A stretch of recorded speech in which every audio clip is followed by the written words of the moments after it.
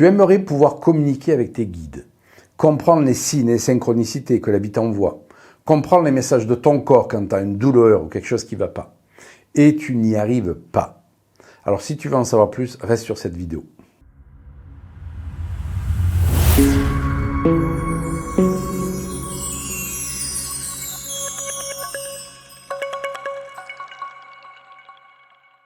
Bonjour, c'est un grand plaisir pour moi de te retrouver sur cette vidéo.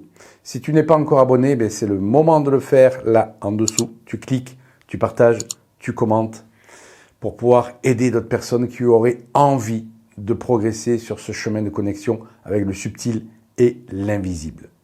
Je vais te parler aujourd'hui des 5 erreurs les plus communes qui font que tu n'arrives pas à communiquer avec tes guides, à pouvoir comprendre les signes, les synchronicités, les messages de ton corps, etc. Tu as peut-être vu ma vidéo précédente, celle de dimanche dernier, et tu as peut-être essayé de faire cet exercice où en fait je cache un objet dans ma main et je te demande de canaliser des informations sur cet objet, non pas de deviner l'objet.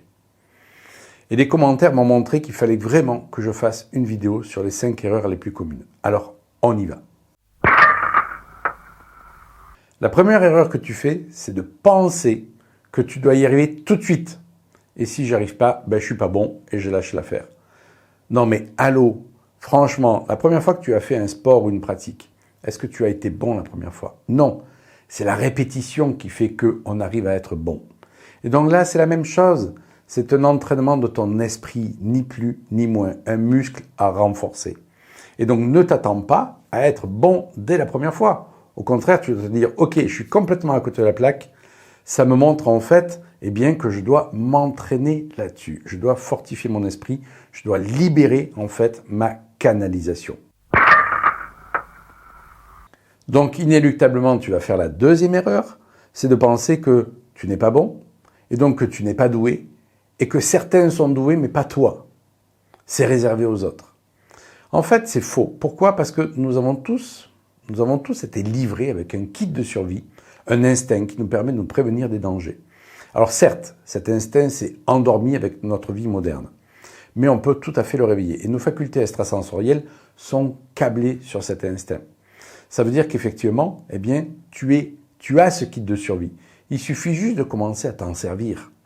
Alors, il est évident que dans tout apprentissage, certains vont plus vite, ont plus de résultats rapidement, mais ça ne veut pas dire que toi, tu n'en auras pas si tu persévères.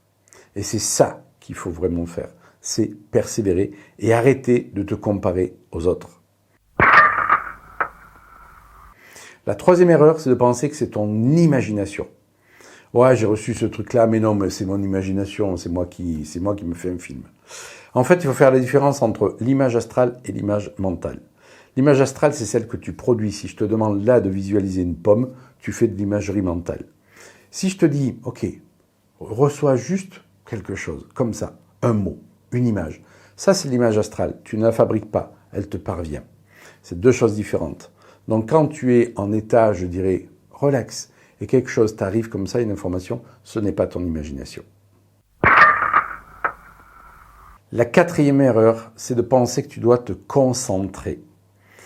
Et si tu es concentré, que tu es là, je dois méditer, là, voilà, comme ça, non, là, tu es en état de tension mentale, il ne va rien arriver du tout. L'état de base, c'est la relaxation, être détendu, comme si tu étais dans ton canapé ou allongé dans ton lit. Tu sais, cet état où tu vas presque t'endormir. C'est ça qu'il te faut atteindre comme état de relaxation. Et enfin, la dernière erreur, c'est de penser que ça va demander un entraînement de dingue de pouvoir activer ces perceptions extrasensorielles. Or, c'est faux. Tu n'as pas besoin de méditer pendant des heures, tu n'as pas besoin de devenir végétarien, tu n'as pas besoin de nettoyer ta glande pinéale, je ne sais avec quel produit ou quelle pratique. Moi, je l'ai fait, j'ai fait ça pendant des années, il n'y a rien qui venait.